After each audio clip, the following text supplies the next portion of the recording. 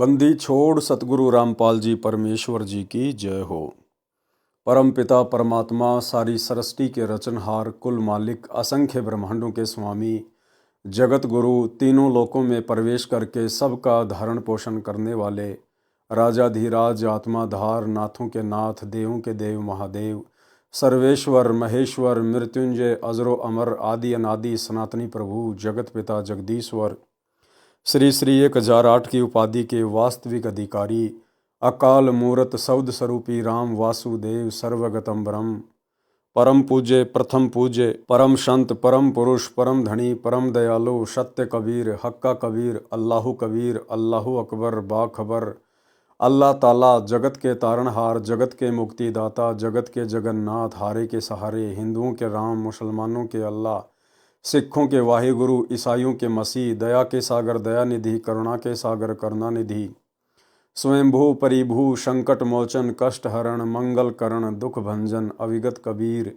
निर्विकार निर्विषम परमात्मा अलय अलेख सतगुरु आदि अनादि सतगुरु असली मर्यादा पुरुषोत्तम असली राम असली कृष्ण असली घनश्याम असली मुरारी राजाओं के राजा महाराजाओं के महाराजा शहंशाहों के शहंशाह सम्राटों के सम्राट भगवानों के भगवान अल्लाहों के अल्लाह प्रभुओं के प्रभु मसीहों के मसीह सच्चे वाहिगुरु बाबाओं के बाबा पीरों के पीर सेठों के सेठ जगत सेठ सावलसा सेठ सर्वगुण संपन्न अनंत कोटि कलाओं के स्वामी अनंत कोटि ब्रह्मांडों के नायक योगियों में महायोगी ध्यानियों में महाध्यानी सिद्धों में परम सिद्ध ज्ञानियों में तत्वज्ञानी ब्रह्म ज्ञानी महाज्ञानी परम ज्ञानी सर्वश्रेष्ठ ज्ञानी विज्ञानी युवा कबीर समरथ कबीर ऐशमवात अमित ओजा सच्चे रहनुमा करीम अल्लाह शुभान अल्लाह दुनिया के अंतिम पैगंबर 8 सितंबर 1951 से गांव धनाना जिला सोनीपत हरियाणा भारतवर्ष की पावन भूमि पे प्रकट रियल कल की भगवान श्री नारायण साकार हरि श्री बाबा साहिब शब्द स्वरूपी राम संत श्रोमणी सतगुरु रामपाल जी परमेश्वर जी के चरण कमल में साध संगति से जुड़े हुए हम सभी सत्सेवक भाई बहनों का अनंत कोटि दंडवत प्रणाम। सत्साई भाई और बहनों, दया पूज्य गुरुदेव भगवान की सतगुरु रामपाल जी परमेश्वर जी की जिनके शुभ आशीर्वाद से आप और हम सभी सत्सेवक भाई बहन साध संगति से जुड़कर गुरुदेव के तत्व ज्ञान को आधार बनाकर उन्हीं के आशीर्वाद से अपनी आत्मा के कल्याणार्थ हेतु भक्ति मार्ग पर निरंतर आगे की ओर बढ़ रहे हैं। भाई और बहनों, पूज्य गुरुदेव जी के कर कमल से लिखित पवित्र ग्रंथ मुक्ति बोध के ऊपर वीडियो बनाने की श्रृंखला जारी है। इस श्रृंखला में आज हमारा ये दूसरे नंबर का वीडियो है और इस पवित्र ग्रंथ मुक्ति बोध से हमें ज्यों-ज्यों हम आगे बढ़ेंगे 5 या 6 वीडियो के बाद में आप और हमें भक्ति मार्ग से संबंधित बहुत सारी नई नई और गूढ़ जानकारियां प्राप्त होती चली जाएंगी, जो जानकारियां हमारे विश्वास को दृढ़ करेंगी। और विश्वास दृढ़ हुए बिना हम परमेश्वर को प्राप्त नहीं कर सकते, क्योंकि परमेश्वर कहते हैं कहे कबीर सुनो वे साधो मैं तो हूँ विश्वास में। और विश्वास बनेगा ज्ञान से और ज्ञान समझ में आएगा सतगुरुदेव भगवान के आशीर्वाद से और गुरुदेव का आशीर्वाद बना रहेगा उनका कृपा पात्र बने रहने से। उसके लिए आपको साथ संगति से जुड़ना पड़ेगा। तो चलिए भाई और बहनों आगे बढ़ते हैं। आज मुक्ति बोध में पेज नंबर 9 है। सुमरन के अंग का सरलार्थ अथ सुमरन का अंग शब्दार्थ। अथ का मतलब होता है प्रारंभ करना, अविगत का मतलब होता है जिस परमेश्वर की गति यानी सामर्थ्य कोई नहीं जानता, जिसको गीता अध्याय 8 श्लोक 3 में परम अक्षर ब्रह्म कहा है तथा अध्याय 8 के ही श्लोक 8, 9, 10 में परम दिव्य पुरुष तथा श्लोक 20 से 22 में अविनाशी अव्यक्त कहा है। गीता अध्याय 18 श्लोक 61, 62 व 66 में गीता ज्ञानदाता ने जिस परमेश्वर की शरण में जाने के लिए कहा है उसी को संत गरीबदास जी ने अविगत राम कहा है। यानी जो आम समाज है वो केवल यही जानता है कि गीता जी का ज्ञान श्री कृष्ण जी ने कहा है, लेकिन जिन्हें तत्वदर्शी संत की शरण प्राप्त हो जाती है फिर उन्हें पता चलता है कि गीता जी का ज्ञान श्री कृष्ण जी ने नहीं बल्कि श्री कृष्ण जी के अंदर प्रेत की तरह प्रवेश करके और ब्रह्मा विष्णु महेश के पिता और दुर्गा के पति यानी काल ब्रह्म ने कहा है। और उस काल ब्रह्म से ऊपर जो तीसरा अव्यक्त परमात्मा है, अलग परमात्मा है, परम अक्षर ब्रह्म, परम दिव्य पुरुष, आदरणीय गरीबदास जी ने उसी परमपिता परमेश्वर को अविगत राम कहा है। अविगत राम, उसी को संत गरीबदास जी ने अविगत राम कहा है। अविगत यानी जिस परमेश्वर की गति यानी सामर्थ्य कोई नहीं जानता। राम की परिभाषा, अब आम समाज में राम शब्द सुनते ही सबके दिमाग की सुई दशरथ पुत्र श्री रामचंद्र जी के ऊपर सेट हो जाती है। दशरथ पुत्र के तो सिर्फ शरीर का नाम ही राम था। वास्तव में राम किसे कहते हैं? राम एक शक्ति बोधक शब्द है। राम उस दिव्य परम पुरुष कबीर परमेश्वर सतगुरु रामपाल जी का उपमात्मक नाम है। राम राम राम शब्द जगत बखाने, आदि राम कोई बिरला जाने। राम की परिभाषा, राम कहो प्रभु स्वामी अल्लाह भगवान ईश परमात्मा या साहब साहिब कहो, ये परमात्मा का बोध कराने वाले नाम हैं। उदाहरण के लिए जैसे तहसीलदार साहब अपने कार्य क्षेत्र का स्वामी है, मालिक है, प्रभु है। उपायुक्त साहब ये अपने जिले में साहब स्वामी प्रभु मालिक है। आयुक्त साहब ये कई जिलों का साहब स्वामी प्रभु मालिक है। प्रांत का मंत्री भी साहब है, स्वामी प्रभु है। मुख्यमंत्री भी साहब राम प्रभु स्वामी है। केंद्र सरकार का मंत्री भी साहब यानी राम प्रभु स्वामी है। देश के प्रधानमंत्री जी भी साहब राम प्रभु स्वामी हैं। देश के राष्ट्रपति जी साहब भी स्वामी है, राम है, प्रभु है। परंतु इन सब की अपनी अपनी सीमाएं हैं, अपने अपने कार्य क्षेत्र के सब ही प्रभु हैं, परंतु वास्तव में समर्थ शक्ति राष्ट्रपति जी हैं। उनके पश्चात प्रधानमंत्री जी समर्थ शक्ति हैं, पूर्ण साहब हैं। इस सुमरण के अंग में वाणी नंबर 15-16 में कहा है कि मूल कमल में राम है, यानी गणेश जी हैं। यानी गणेश जी भी अपने स्तर के राम हैं, स्वामी हैं, प्रभु हैं। मूल कमल में राम है। इस सुमरण के अंग में वाणी नंबर 15 में कहा है कि मूल कमल में राम है, यानी गणेश जी हैं, ये भी स्वामी हैं, राम है यानी देव है। स्वाद कमल में राम, ब्रह्मा सावित्री जी प्रभु हैं। नाभि कमल में राम, विष्णु लक्ष्मी जी प्रभु हैं। और हृदय कमल विश्राम, हृदय कमल में शिव पार्वती भी प्रभु हैं, राम हैं, स्वामी हैं। कंठ कमल में राम है, देवी दुर्गा भी राम है, मालिक है, स्वामी है। त्रिकुटी कमल में राम, सतगुरु रूप में परमेश्वर त्रिकुटी में विराजमान है। त्रिकुटी पर सतगुरु रूप में कौन विराजमान है? परमेश्वर विराजमान है, कबीर भगवान विराजमान है, हमारे पूज्य गुरुदेव भगवान विराजमान हैं। वे उस स्थान पर सतगुरु रूप में अपने कार्य के स्वामी हैं, राम हैं, प्रभु हैं। सहस कमल दल राम है, यानी काल निरंजन भी अपने 21 ब्रह्मांडों का राम है, स्वामी है, प्रभु हैं। यानी राम केवल शक्ति बोधक शब्द है। जैसे साहब, जिला कलेक्टर साहब, प्रधानमंत्री साहब, राष्ट्रपति साहब, थानेदार साहब, सबके नाम के आगे साहब लगता है, लेकिन वो अपने अपने कार्य क्षेत्र के ही साहब हैं, राम हैं, प्रभु हैं, स्वामी हैं। यानी राम शब्द को हमने इस प्रकार से समझना है। जो सहस्त्र कमल दल में अव्यक्त रूप में बैठा है, सुन बस्ती सब ठाम है, सब स्थानों लोकों पर जिसकी सत्ता है, वह सत्य पुरुष भी राम स्वामी प्रभु है। वाणी नंबर 17 में कहा है कि वास्तव में समर्थ राम है।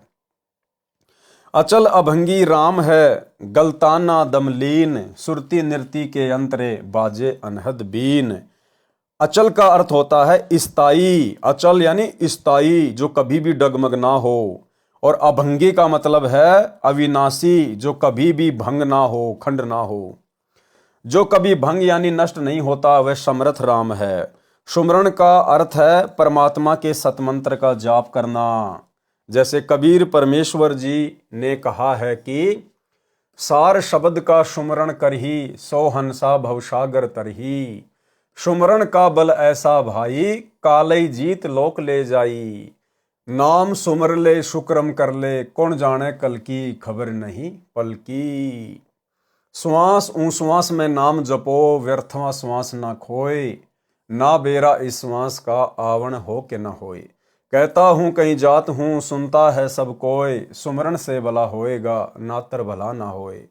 सुमरन मार्ग सहज का, सतगुरु दिया बताए। श्वास श्वास जो सुमरता, एक दिन मिलसी आए। राग आसावरी से शब्द नंबर 63, 66 तथा 75। नर सुन रे मूड गवारा, भाई राम भजन तत् सारा। नर सुन रे मूड गवारा, भाई राम भजन तत् सारा। यानी परमेश्वर जब सतगुरु रूप में धरती पे प्रकट होते हैं, तत्वदर्शी संत की भूमिका करते हैं, तो अपने फॉलोवर को समझाते हैं सत्संगों के माध्यम से, शब्द गा गा के, कि नर सुन रे मूड गवारा। यानी जब तक हमें सतगुरु की शरण प्राप्त नहीं होती है, हम लोग मूड गवार पशु की श्रेणी में ही गिने जाते हैं। राम भजन तत्सारा, उस अविगत राम का भजन जो सतगुरु रूप में धरती पे प्रकट होते हैं, उनसे उपदेश लेने के बाद सुमरन ही एकमात्र सार है। राम भजन तत्सारा।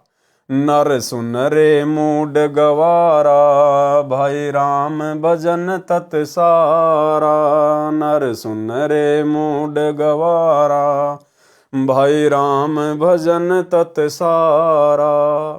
राम भजन बिन बैल बनेगा, शुकर स्वान शरीरम। कौआ खरकी दे धरेगा, मिटे न या तकसीरम। तकसीरम यानी ये दुख, ये परेशानी, ये संकट कभी नहीं मिटने वाला, यदि उस अविगत राम का सुमरण नहीं करेगा तो। कीट पतंग भवंग होत है, गिद्दड़ जम्बक जूनी। बिना भजन जड़ वृक्ष कीजिए, पद बिन काया सूनी। भक्ति बिना नर खर एक हैं, जिन हर पद नहीं जाण्या। पार ब्रह्म की परख नहीं रे, पूज मुए पाषाणा। सथावर जंगम में जगदीशम, व्यापक पूर्ण ब्रह्म बिनानी। निरालंब न्यारा नहीं दर्शन, भुगत चारों खानी। तोलन मोल वजन नहीं आवे, अस्थिर आनंद रूपम। घटमट में तत् सेति न्यारा, सोहम सेति स्वरूपम। बादल छा ओस का पानी, तेरा यो उन्माना। हाट पटन कृत्रिम सब झूठा, रिंचक सुख लिपटाना। नराकार निर्भय निर्बानी, सुरत निरत निरतावै। आत्म राम अतीत पुरुष को, गरीब दास यों पावे। आगे क्या लिखा है परमेश्वर ने? भजन करो उस रब का, जो दाता है कुल सब का। भजन करो उस रब का, जो दाता है कुल सब का। जो सारी सृष्टि का दाता है, जो तीनों लोकों में प्रवेश करके सबका भरण पोषण करता है। 7 शंख ब्रह्मांड अक्षर पुरुष के, 21 ब्रह्मांड ज्योति निरंजन के, और ऊपर के लोकों में कितने ब्रह्मांड हैं, कितने द्वीप हैं, उनकी तो गिनती ही नहीं है। और इनमें जितने भी प्राणी रहते हैं, परमेश्वर सबका भरण पोषण करते हैं, सबका ध्यान रखते हैं। तो कहते हैं उस एकमात्र परमात्मा का, अविगत राम का, कबीर परमेश्वर का भजन करो, जो सबका दाता है। भजन करो उस रब का, जो दाता है कुल सब का। भजन करो उस रब का, जो दाता है कुल सब का।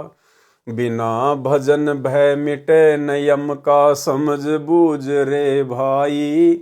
सतगुरु नाम दान जिन दीन्या, यों संतों ठहराई। सत्य कबीर नाम करता का, कल्प करे दिल देवा। सुमरण करे सुरत से लापै, पावे हर पद भेवा। आसन बंद पवन पद पर नाभि नाम जगावे। त्रिकुटी कमल में पद्म जल के जासे ध्यान लगावे। सब सुख भुगता जीवत मुक्ता दुखदारी दर दूरी।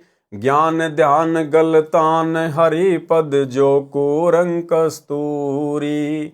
गज मोती हस्ती के मस्तक उन्मुन रह दीवाना।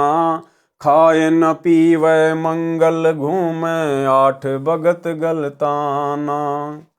ऐसे तत्पद के अधिकारी पलख अलख से जोरे। तन मन धन सब अर्पण कर ही नेक न माथा मोरे। बिन ही रसना नाम चलत है निर्वाणी से नेहा। गरीब दास भोडल में दीपक छानी नहीं सनेहा। आगे परमेश्वर ने क्या लिखा है? भक्ति मुक्ति के दाता सतगुरु भक्ति मुक्ति के दाता। भक्ति मुक्ति के दाता सतगुरु भक्ति मुक्ति के दाता। पिंड प्राण जिन दान दिए हैं जल से सिरजे गाता। उस दरगाह को भूल गया है कुल कुटुंब से राता। रिद्धि सिद्धि कोटि तुरंगम दीने ऐसा धनी विधाता। उस समर्थ की रीज छुपाई जग से जोड़ा नाता। मुश्किल से आसान किया था कहाँ गई वो बाता। सत सुकृत को भूल गया है ऊंचा किया ना हाथा। 21 खंड होते हैं जो तरवर के पाता। थूनी डिगी था कहाँ पावे यो मंदिर डे जाता। इस देही को देवालोच तू नर क्यों उकलाता। नर देही नारायण यही है सनक सनंदन साथा। ब्रह्म मुहूर्त सूरत नगरी सुन सरोवर नाता।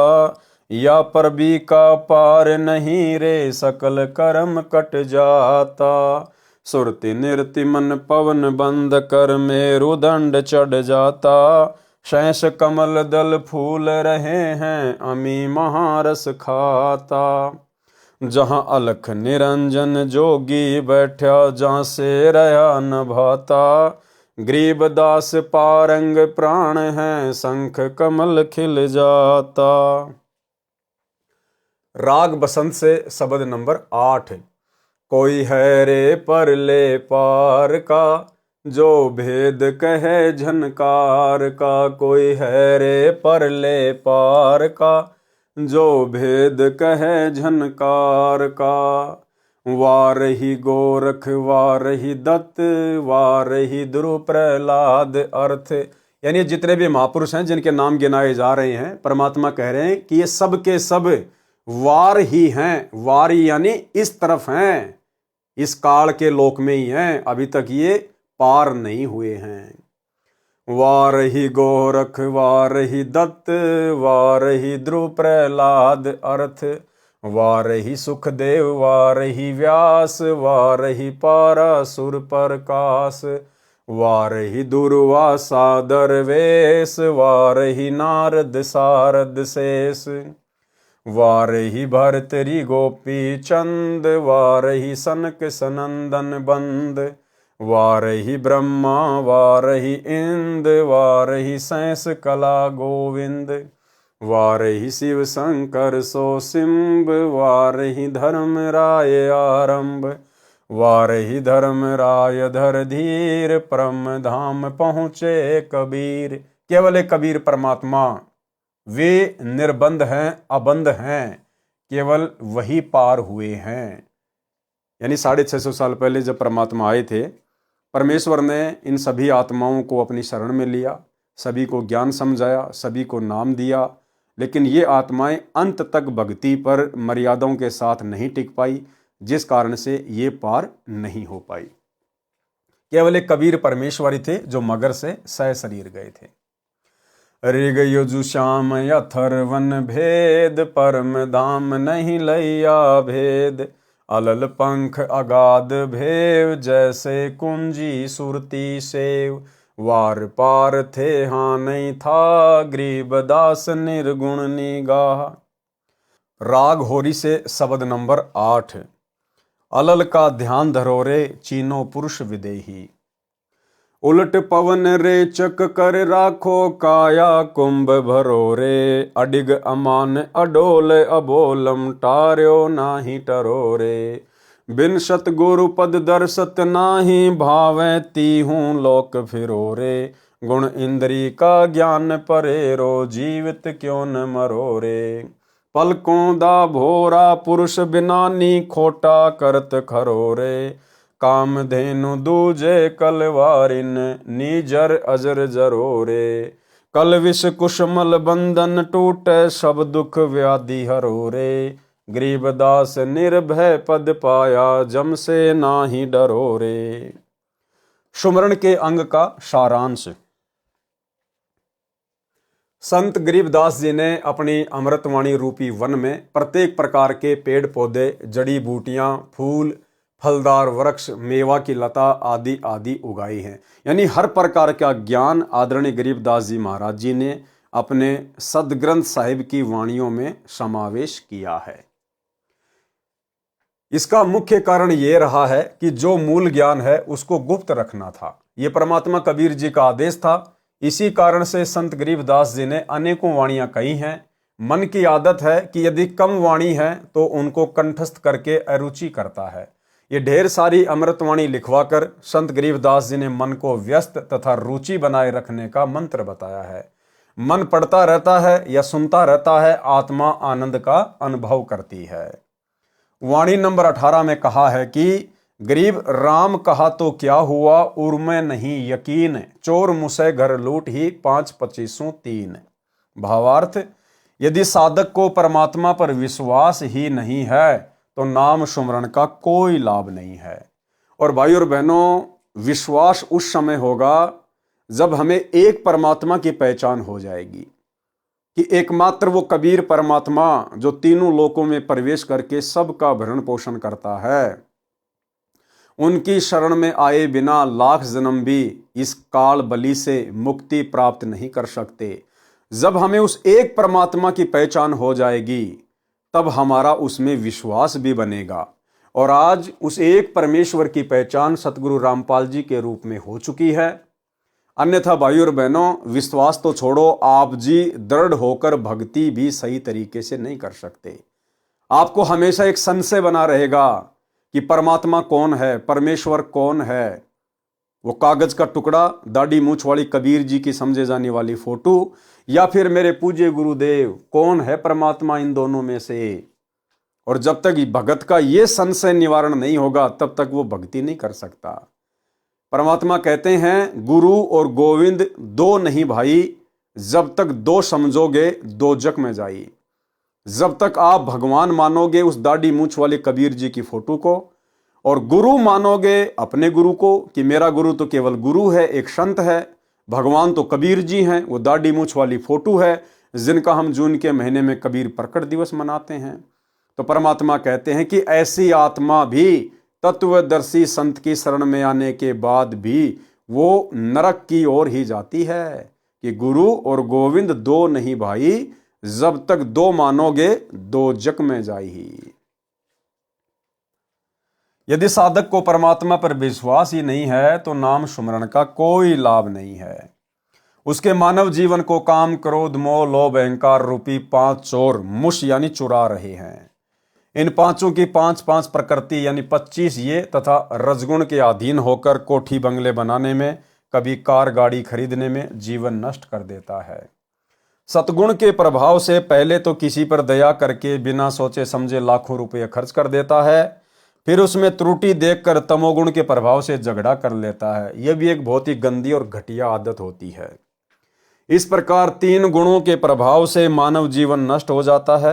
यदि तत्वदर्शी संत से ज्ञान सुनकर विश्वास के साथ नाम का जाप करें तो जीवन सफल हो जाता है।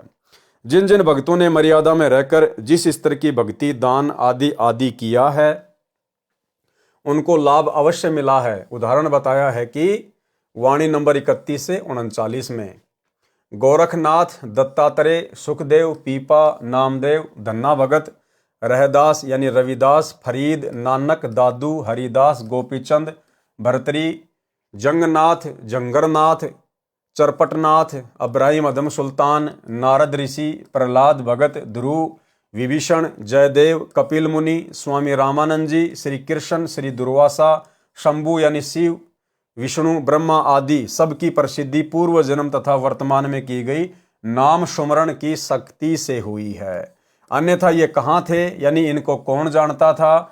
इसी प्रकार आप भी तन मन धन समर्पित करके, गुरु धारण करके आजीवन भक्ति मर्यादा में रहकर करोगे तो आप भी भक्ति शक्ति प्राप्त करके अमर हो जाओगे। जिन जिन साधकों ने जिस जिस देव की साधना की उनको उतनी महिमा मिली है। यानी भाइयों और बहनों, ये जितने भी नाम यहाँ पर गिना दिए गए हैं, ये सभी आत्माएं अभी तक सतलोक नहीं जा पाई हैं। ये सभी आत्माएं इधर ही हैं, ये वार ही हैं, वार ही इसी काल के लोक में। लेकिन इन आत्माओं को इतना लाभ मिल गया, इतना बेनिफिट मिल गया कि कबीर परमेश्वर जी ने फिर इन आत्माओं को काल के हत्थे दोबारा नहीं चढ़ने दिया। और अब कलयुग की बिचली पीढ़ी में परमात्मा इन सभी महापुरुषों को, जिनके अक्सर हम गुरुदेव के मुख कमल से उदाहरण सुनते हैं, इन सभी आत्माओं को वर्तमान में गुरुदेव मनुष्य जन्म देकर फिर से अपनी शरण में लेकर मुक्ति प्राप्ति का मौका देंगे, अगर आजीवन मर्यादा के साथ भक्ति करते रहे तो। कबीर जी ने कहा है कि जो जाकी शरणा बसे ताको ताकी लाज, जल स्यों ही मछली चढ़े बह जाते गजराज। भावार्थ, जो साधक यानी भगत जिस राम यानी देव प्रभु की भक्ति पूरी श्रद्धा से करता है तो वह राम उस भगत की इज्जत रखता है, यानी उसको अपने सामर्थ्य अनुसार अपने क्षेत्र में पूर्ण लाभ देता है। उदाहरण दिया है कि जैसे मछली का जल से अटूट नाता है, वह कुछ समय ही जल से दूर होने पर तड़प तड़प कर प्राण त्याग देती है। ऐसी श्रद्धा देखकर जल ने उसको अपने क्षेत्र में पूर्ण स्वतंत्रता दे रखी है, उसको कोई रोक टोक नहीं है। जैसे ऊंचे स्थान यानी फाल से 50 फुट से दरिया का जल गिर रहा होता है, वह जल की धारा बड़े से बड़े हाथी यानी गजराज को भी बहा ले जाती है, जो हाथियों का राजा होता है। परंतु अपनी पुजारिन मछली को पूरी स्वतंत्रता दे रखी है, वह उस गिरते पानी में नीचे से ऊपर 50 फुट तक चढ़ जाती है। इसी प्रकार जो भगत जिस प्रभु की पूरी श्रद्धा से भक्ति करता है तो वह प्रभु अपने भगत को अपने स्तर का लाभ अपनी क्षमता के अनुसार अवश्य देता है, पूरा देता है। और भाइयों और बहनों, हमारे प्रभु, हमारे देव, हमारे राम तो समर्थ हैं, अविगत कबीर हैं, इनकी शक्ति का तो कोई वारन पार ही नहीं है। गरीब ऐसे सतगुरु हम मिला, बेपरवाह अबंद, परम हंस पूर्ण पुरुष, रोम रोम रवि चंद। समझने के लिए सामान्य उदाहरण, अपने देश में अभी तक अंग्रेजों वाली परंपरा का प्रभाव भी है। जैसे किसी सामान्य व्यक्ति को पुलिस थाने से बुलावा आता है तो उसके लिए बड़ी आपत्ति होती है। थाने के आसपास से भी सामान्य व्यक्ति डर कर जाता है। बुलावा आने पर तो उसके साथ क्या बीतेगी स्पष्ट है। जाते ही लगभग प्रत्येक पुलिसकर्मी तथा थानेदार का दुर्व्यवहार झेलना पड़ता है। मारपीट तो पहला प्रसाद है, गाली देना पुलिस वालों का मूल मंत्र है। उसी थाने में किसी का मित्र थानेदार लगा है, वह व्यक्ति वहां जाता है तो थानेदार उसे कुर्सी पर बैठाता है, चाय पानी पिलाता है। इस प्रकार जो व्यक्ति जिस अधिकारी का मित्र है वह अपने स्तर की राहत अवश्य देता है। वह राहत उस सामान्य व्यक्ति के लिए असहज होती है, यानी सामान्य नहीं होती, परंतु वह पर्याप्त भी नहीं है। यदि पुलिस अधीक्षक से मित्रता हो जाए तो थानेदार भी नतमस्तक हो जाता है। यदि मंत्री जी से मित्रता हो जाए तो एसपी भी नतमस्तक हो जाता है। यदि मुख्यमंत्री प्रधानमंत्री के साथ मेल हो जाए तो नीचे के सभी अधिकारी कर्मचारी आपके साथ हो जाएंगे। इसी प्रकार यदि कोई किसी देवी देव माता मसाणी सेठ शीतला भैरव भूत तथा हनुमान जी की भक्ति करता है तो उसको उनका लाभ अवश्य होगा। परंतु गीता अध्याय 16 श्लोक 23-24 में तथा अध्याय 7 श्लोक 12-15 तथा 20 से 23 तक में बताए अनुसार व्यर्थ साधना होने से मोक्ष से वंचित रह जाते हैं। और भाइयों और बहनों, उन तमाम देवी देवताओं के माध्यम से वो थोड़ी बहुत जो राहत मिलती है वो भी ये कबीर परमात्मा सतगुरु रामपाल जी भगवान ही प्रदान करते हैं। उन देवी देवताओं की, उन बड़े बड़े महादेवों की इतनी औकात नहीं है कि वो अपनी तरफ से अपने साधक को कोई लाभ दे सकें। जितना उस साधक के भाग्य में है, उसके प्रारंभ में है, वो कबीर परमात्मा उसी हिसाब से उन देवी देवताओं के माध्यम से, उन गुरुजनों के माध्यम से उन भक्तों को राहत प्रदान करवाते हैं। ये देवी देवता केवल बीच में एक मैनेजर हैं, मीडिएटर हैं, इससे ज्यादा कुछ नहीं।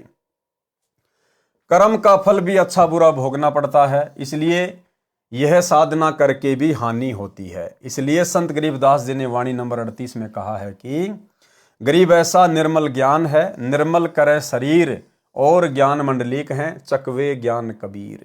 भावार्थ, वेदों, गीता, पुराणों, कुरान, बाइबल आदि का ज्ञान तो मंडलिक यानी अपनी अपनी सीमा का है, डिविजनल है, परंतु परमेश्वर कबीर जी द्वारा बताया आध्यात्मिक सत्य ज्ञान यानी तत्व ज्ञान, सूक्ष्म वेद, चक्रवर्ती ज्ञान है, जिसमें सब ज्ञानों का समावेश है, वह कबीर वाणी है। वाणी नंबर 41 और 42। गरीब गगन मंडल में रहत है, अविनाशी आप अलेख, जुगन जुगन सत्संग है, धर धर खेले भेख। गरीब काया माया खंड है, खंड राज और पाट, अमर नाम निज बंदगी, सतगुरु से भई साट। भावार्थ, पूर्ण परमात्मा कबीर जी गगन मंडल यानी आकाश में रहता है, सत्यलोक में रहता है, जो अविनाशी अलेख है। अलेख का अर्थ है जो पृथ्वी से देखा नहीं जा सकता, जिसे अविनाशी अव्यक्त गीता अध्याय 8 श्लोक 20 से 23 में कहा है। जैसे कुछ ऋषिजन दिव्य दृष्टि के द्वारा पृथ्वी से स्वर्ग लोक, श्री विष्णु लोक, श्री ब्रह्मा लोक तथा श्री शिव जी के लोक तथा वहां के देवी देवताओं को तथा ब्रह्मा विष्णु महेश को देख लेते हैं, परंतु ब्रह्म काल को तथा इससे ऊपर अक्षर पुरुष तथा परम अक्षर पुरुष अविनाशी अलेख को कोई नहीं देख सकता, जिस कारण से उस परमात्मा का यथार्थ उल्लेख ग्रंथों में नहीं है। यथार्थ वर्णन सूक्ष्म वेद में है, जो स्वयं परमात्मा द्वारा बताया आध्यात्मिक ज्ञान है। इसलिए उस पूर्ण परमात्मा को अलख तथा अलेख कहकर उपमा दी गई है। यानी उस पूर्ण परमात्मा कबीर साहिब को कोई भी साधक अपनी दिव्य दृष्टि से नहीं देख सकता है, इसलिए उसको अलेख कहा है। अलेख जिसको कोई देख ना सके, इसलिए उस पूर्ण परमात्मा को अलख तथा अलेख कहकर उपमा दी है। उस परमेश्वर को देखने के लिए पूर्ण सतगुरु जी से दीक्षा लेकर तब सतलोक जाकर ही देखा जा सकता है। वह परमात्मा स्वयं अन्य भेक यानी वेश धारण करके पृथ्वी पर प्रत्येक युग में प्रकट होता है। जैसे वर्तमान में तत्वदर्शी संत की भूमिका में वो कबीर परमात्मा सतगुरु रामपाल जी के रूप में स्वयं ही प्रकट हैं। वह परमात्मा स्वयं अन्य भेख धारण करके पृथ्वी पर प्रत्येक युग में प्रकट होता है। अपना तत्व ज्ञान यानी चक्रवर्ती ज्ञान स्वयं ही बताता है। तो भाई यदि आज कोई तत्व ज्ञान बता रहा है तो कौन बता रहा है? स्वयं कबीर परमात्मा, क्योंकि अपना तत्व ज्ञान यानी चक्रवर्ती ज्ञान स्वयं ही बताता है। स्वयं यानी खुद ही बताता है। इसलिए दास बार बार कहता है कि पूज्य गुरुदेव जी स्वयं कबीर परमेश्वर हैं। अपना तत्व ज्ञान चक्रवर्ती ज्ञान स्वयं ही बताता है कि यह सब राजपाट तथा शरीर खंड यानी नासवान है। केवल सतगुरु से मिलन तथा उनके द्वारा दिया निज नाम सत्य भक्ति मंत्र ही अमर है। यदि सच्चे भक्ति मंत्र प्राप्त नहीं हुए तो अन्य नामों का जाप सुमरण तथा यज्ञ करना सब व्यर्थ है। सुमरण के अंग की वाणी नंबर 20 में कहा है कि गरीब राम नाम निज सार है, मूल मंत्र मनमाही, पिंड ब्रह्मण से रहित है, जननी जाया नाही। भावार्थ, संत गरीबदास जी ने कहा है कि मोक्ष के लिए राम के नाम का जाप ही निज सार है, यानी मोक्ष प्राप्ति का निष्कर्ष है। नाम सुमरण से ही मुक्ति होती है। नाम भी मूल मंत्र यानी यथार्थ नाम हो। जिस पूर्ण परमात्मा का जो मूल मंत्र यानी सार नाम है वह परमेश्वर पिंड यानी नाड़ी तंत्र से बने 5 तत्व के शरीर से रहित है। उसका 5 तत्व का शरीर नहीं है। परमात्मा का जन्म किसी माता से नहीं हुआ है। वाणी नंबर 21। गरीब राम रटत नहीं ढील कर, हरदम नाम उचार, अमी महारस पीजिए यो तत् बारंबार। हे भगत, पूर्ण गुरु से दीक्षा लेकर उस राम के नाम की रटना यानी जाप करने में देरी यानी ढील मत कर। प्रत्येक श्वास में उस नाम को उच्चार यानी जाप कर। यह सुमरण का अमृत बार बार पी यानी कार्य करते करते तथा कार्य से समय मिलते ही जाप शुरू कर दे। इस अमृत रूपी नाम जाप के अमृत को पीता रहे। यह तत्व यानी भक्ति का सार है। यदि यथार्थ नाम प्राप्त नहीं है तो चाहे पुराणों में वर्णित धार्मिक क्रियाएं करोड़ों गाय दान करो, करोड़ों धर्म यज्ञ जोनार यानी जिम्मनवार करो, किसी लड़के के जन्म पर भोजन कराना करो, चाहे करोड़ों कुएं खुदवाओ, करोड़ों तीर्थों के तालाबों को गहरा करवाओ, जिससे जम की मार यानी काल की चोट यानी कर्म का दंड समाप्त नहीं हो सकता। केवल कबीर परमेश्वर जी से उपदेश प्राप्त करके और उनका जो निज नाम है केवल उसी का सुमरण करने से जीव मुक्ति प्राप्त कर सकता है और जितने भी ये कर्म के दंड हैं इनकी चोट से बच सकता है। वाणी नंबर 22। गरीब कोटि गऊ जे दान दे, कोटि जग जोनार, कोटि कूप तीर्थ खने, मिटे नहीं जम्मार। जैसे किसी देव या संत के नाम का मेला लगता है, उसका स्थान किसी छोटे बड़े जलाशय के पास होता है। श्रद्धालुओं को उस तालाब से मिट्टी निकलवाने को कहा जाता है तथा उसको पुण्य का कार्य कहा जाता है। यदि सतनाम का जाप नहीं किया तो मोक्ष नहीं होगा। साधक को अन्य साधना का फल स्वर्ग में समाप्त करके पाप को नरक में भोगना होता है, इसलिए सब व्यर्थ है। वाणी नंबर 23।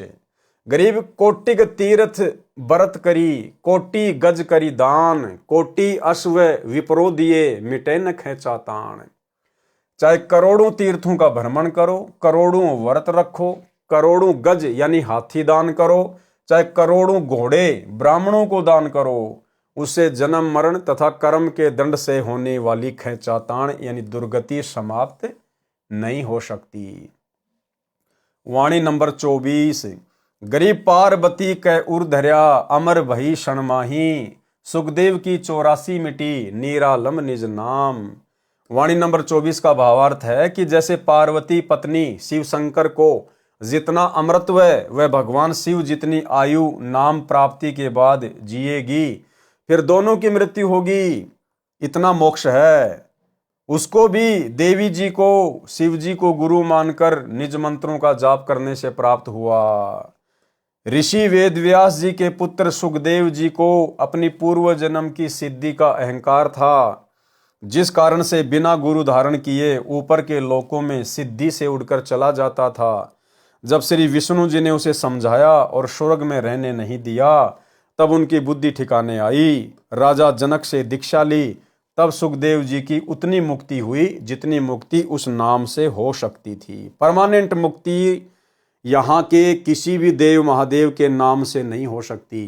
परमानेंट मुक्ति केवल कबीर परमेश्वर सतगुरु रामपाल जी की शरण में आकर उपदेश प्राप्त करने से और आजीवन मर्यादित रहकर भक्ति सफल करने से ही संभव है।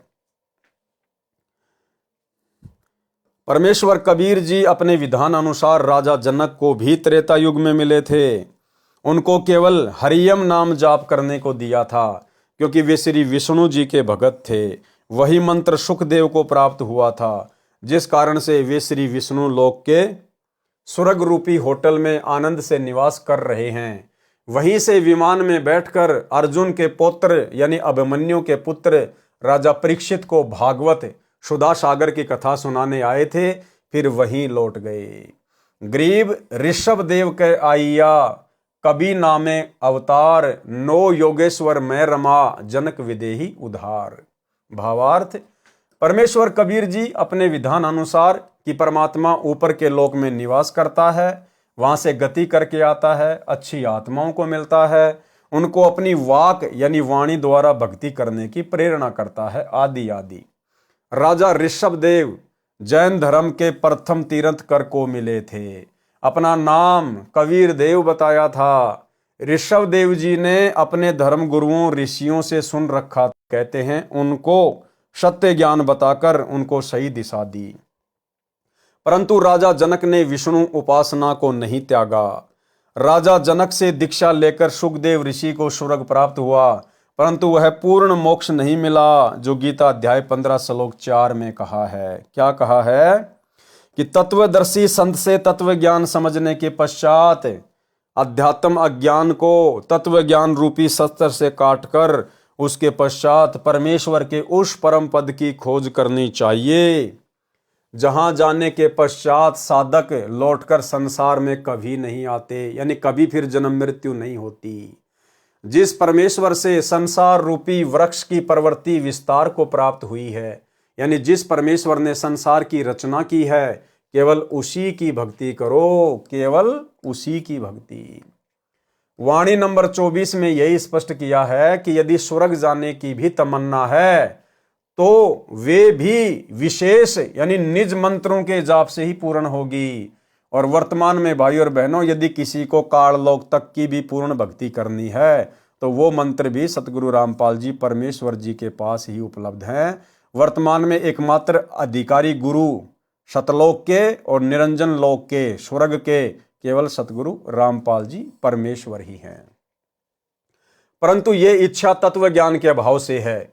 जैसे गीता अध्याय 2 श्लोक 46 में बहुत सटीक उदाहरण दिया है कि सब ओर से परिपूर्ण जलाशय बड़ी झील प्राप्त हो जाने पर छोटे जलाशय यानी तालाब में मनुष्य का जितना प्रयोजन रह जाता है, उसी प्रकार तत्व ज्ञान की प्राप्ति के पश्चात विद्वान पुरुष का वेदों ऋग्वेद यजुर्वेद सामवेद अथर्ववेद में प्रयोजन रह जाता है। यानी जब हमें तत्वदर्शी संत मिल जाता है, जब हमें उनसे वो अनमोल तत्व ज्ञान सुनने को मिल जाता है, तो उसके बाद फिर किसी साधक की इच्छा यहाँ के स्वर्ग में बैकुंठ में ब्रह्मलोक में जाने की बनेगी ही नहीं। जिस प्रकार पुराने समय में गांव के गांव किसी तालाब या जोहड़ के भरोसे रहा करते थे, और उन गांव वालों को यदि कोई उससे बड़ा 3-4 गुना बड़ा जोहड़ या तालाब मिल जाए तो उन गांव वालों की आस्था फिर छोटे तालाब में जितनी रह जाती है, ठीक इसी प्रकार तत्वदर्शी संत से तत्व ज्ञान प्राप्त होने के पश्चात साधक की इच्छा फिर शतलोक में लग जाती है, फिर ब्रह्मा विष्णु महेश के लोक में नहीं रह पाती है। भावार्थ, तत्व ज्ञान की प्राप्ति के पश्चात अन्य देवताओं से होने वाले क्षणिक लाभ, स्वर्ग व राज्य प्राप्ति से अधिक सुख, समय तथा पूर्ण मोक्ष, गीता अध्याय 15 श्लोक 4 वाला मोक्ष जो परमेश्वर परम अक्षर ब्रह्म गीता अध्याय 8 श्लोक 3, 8, 9, 10, 20 से 23 वाले परमेश्वर के जाप से होता है की जानकारी के पश्चात, यानी उस सतलोक के राजा कबीर परमेश्वर सतगुरु रामपाल जी की यथार्थ जानकारी के पश्चात भगत की जितनी श्रद्धा अन्य देवताओं में रह जाती है। कबीर एक साधे सब सदै, सब साधे सब जाए, माली सींचे मूल को फले फूले अघाए। भावार्थ, गीता अध्याय 15 श्लोक 1 से 4 को इस अमृतवाणी में संक्षिप्त करके बताया है कि जो ऊपर को मूल यानी जड़ वाला तथा नीचे को तीनों गुण रजगुण ब्रह्मा, सतगुण विष्णु, तमगुण शिव रूपी शाखा वाला संसार रूपी वृक्ष है। कबीर अक्षर पुरुष एक पेड़ है, निरंजन वा की डार, तीनों देवा शाखा हैं, पात रूप संसार। जैसे पौधे को मूल की ओर से पृथ्वी में रोपण करके मूल की सिंचाई की जाती है, तो उस मूल परमात्मा परम अक्षर ब्रह्म की पूजा से पौधे की परवरिश होती है। सब तना डार शाखाओं तथा पत्तों का विकास होकर पेड़ बन जाता है। छाया फल तथा लकड़ी सर्व प्राप्त होती हैं, जिसके लिए पौधा लगाया जाता है। यदि पौधे की शाखाओं को मिट्टी में रोपकर जड़ों को ऊपर करके सिंचाई करेंगे तो भक्ति रूपी पौधा नष्ट हो जाएगा। इसी प्रकार एक मूल यानी परम अक्षर ब्रह्म रूप परमेश्वर की पूजा करने से, कौन से परमेश्वर की? कबीर देव वर्तमान में सतगुरु रामपाल जी के द्वारा बताई गई भक्ति करने से, परमेश्वर की पूजा करने से सर्व देव विकसित होकर साधक को बिना मांगे फल देते रहेंगे, जिसका वर्णन गीता अध्याय 3 श्लोक 10 से 15 में भी है। इस प्रकार ज्ञान होने पर साधक का प्रयोजन उसी प्रकार अन्य देवताओं में रह जाता है, जैसे झील की प्राप्ति के पश्चात छोटे जलाशय में रह जाता है। छोटे जलाशय पर आश्रित को ज्ञान होता है कि यदि 1 वर्ष बारिश नहीं हुई तो छोटे तालाब का जल समाप्त हो जाएगा, उस पर आश्रित भी संकट में पड़ जाएंगे। झील के विषय में ज्ञान है कि यदि 10 वर्ष भी बारिश न हो तो भी जल समाप्त नहीं होता। वह व्यक्ति छोटे जलाशय को छोड़कर तुरंत बड़े जलाशय पर आश्रित हो जाएगा।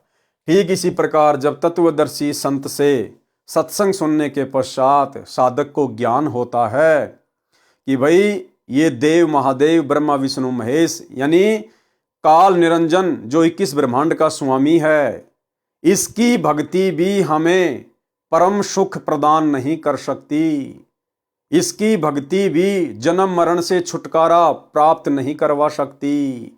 इसलिए जब साधक को पता चल जाएगा कि परम अक्षर ब्रह्म की भक्ति करनी चाहिए और परम अक्षर ब्रह्म स्वयं धरती पर तत्वदर्शी संत की भूमिका करता है ज्ञान समझाने के लिए, उसके पश्चात साधक का सीधा मोक्ष हो जाता है। सदा सदा के लिए वो परम शांति को सचखंड में प्राप्त करता है।